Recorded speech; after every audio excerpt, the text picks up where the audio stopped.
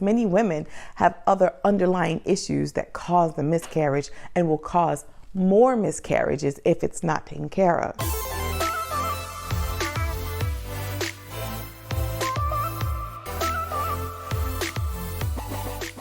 Hi Yonis, thanks for stopping by today. If you like what you see, don't forget to comment, share, and like. And don't forget to subscribe if you haven't subscribed yet. Having a miscarriage is not easy, but there are a couple things that I wish I knew when I had my miscarriage on what to do after. So one of the things I talked about before was the importance of getting blood work done.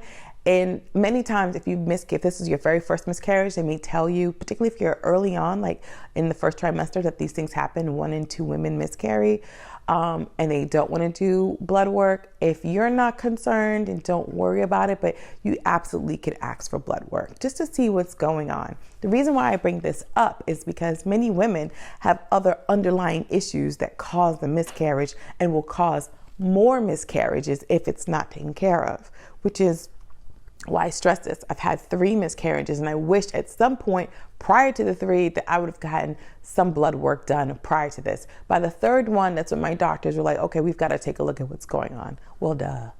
Getting the blood work done will give you an idea of what's happening. Are your progesterone levels too low? What's happening with your hormones? Do you have PCOS? What is happening during your pregnancy to cause these miscarriages, so they can be aware of what to do when you get pregnant again. That's very, very critical, because by the 3rd miscarriage, they thought I had lupus. They thought I had a blood disease, because sometimes if you have a certain blood type, it can attack the fetus while it's trying to grow. Well, my 3rd miscarriage, I had a fibroid that was in competition with my baby. So I unfortunately lost baby, because when my baby grew, the fibroid grew 10 times more. And eventually it just sucked up anything that, I guess it blocked something. I forget what they told me.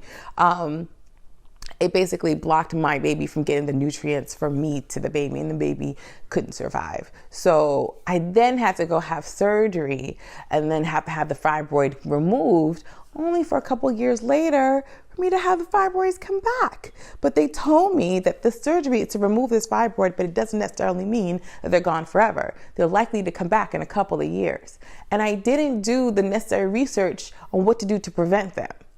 Right? So a couple of things we want to make sure we do after the miscarriage is figure out what else is going on. If you do find out you have fibroids, it doesn't mean you can't have kids. Lots of people have kids with fibroids, but it is important to start to manage them. I have successfully shrunk my fibroids with doing Yoni steaming, drinking tea, shifting my diet, things like that. And yet and still, they found a polyp inside the uterus. So staying on top of what's going on inside the uterus is really important, because after you miscarry, you want to make sure, specifically if you want to continue to go on and have kids, you want to be able to carry full term, you want to know what's happening while you're pregnant, and you want to stay ahead of it. Getting a good doctor ahead of time is important. Making sure that when you decide to have a baby, you start taking your prenatal vitamins, things like that you want to be on top of when you recover from your miscarriage. Also, give yourself time to recover, because you have to make sure that your hormones rebalance and your uterus shrinks down to normal size, so that when you get pregnant again, it's ready. I always say strengthen your uterus.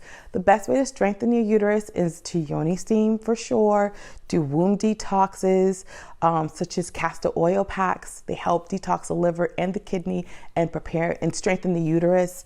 You can do like pelvis massages and things like that to help your pelvis floor get a little bit stronger. There's so many things you can do after your miscarriage to just recover physically better and to prepare you for your next pregnancy. I cannot stress again to find a good doctor, because when I got pregnant, every time I got pregnant, I just took whatever doctor they gave me, and it was what it was. It's like, all right, this is the doctor they gave me, this is the person that's going to take care of me. No. Gotta find a doctor you trust and let the doctor know, hey, I've had this miscarriage. I want to make sure I avoid it. And if you don't like their attitude, get another doctor. Find someone that works with you, that understands you, that will listen to you. Because when you're 6, 7, 8, 9 months pregnant, you don't have time to be going back and forth with your doctor. You need to make sure that you're on the same page. My doctor and I have made sure that we came up with a plan together, how we're going to get pregnant, what the steps that we need to take, the type of doctors that we're going to work with in addition to her, things like that. I've even had a doctor refer a nutritionist to me to ensure that I have the right diet to prepare for my pregnancy. I was even misdiagnosed. One minute they're like, okay, she has PCOS. And the reproductive doctor's like, well, that's not the case. What was the question? They were saying I had PCOS, but I ovulated regularly, had a regular period. The only thing that they were concerned about were my blood sugar levels, which is also a symptom of PCOS, but I'm put on medications for PCOS without just knowing anything. And I didn't ask any questions. I didn't ask, why am I taking this medication? What is blood sugar issues? What is PCOS? Like, I didn't even understand all that stuff until I later did research. So those women who have miscarried, when you do the blood work, they give you what they find. Sometimes they don't find anything. Sometimes they may find, well, we saw this and we saw that. Ask questions, do your own research. I told you guys, you ladies, be your own healthcare advocates, because it's your body. They only have time to talk to you for like just a certain amount of time. Then they have a next client. You're with your body 24 hours. So you have to get to know your body. With or without the PCOS diagnosis, I learned that my body responds differently to insulin.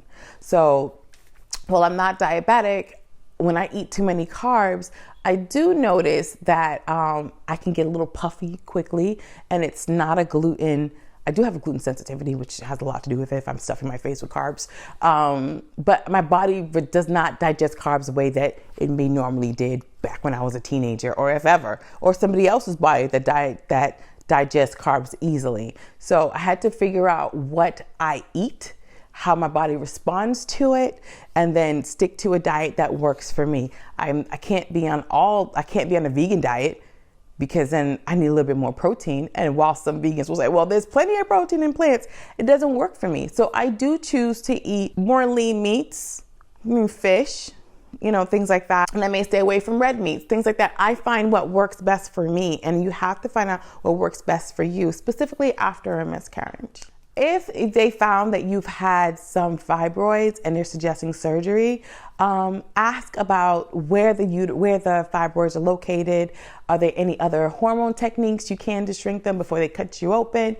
Because it's still bringing some type of trauma to the womb. If you do decide to do surgery, consider about 5 or 6 weeks after your surgery, after you're done and you've recovered, do some Yoni steaming, because you want to make sure that you have given your uterus time to heal and then build the strength in your uterus. Consider drinking womb teas.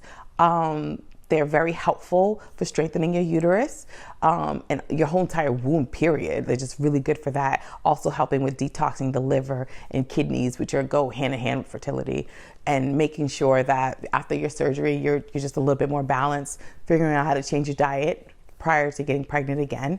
So you're prepared a little bit more, and you've got a higher chance at conceiving and carrying full term. Well, that's about it for right now for what to do after you've had a miscarriage. If you have any questions, you guys know how to reach me. If you got any more tips, drop them right down in the comments. And I hope this helps someone. If you think this can help one of your friends, feel free to share it with a good friend and support her, and I can support her, and she has all the support. If you need support, you've got support from me and our community here.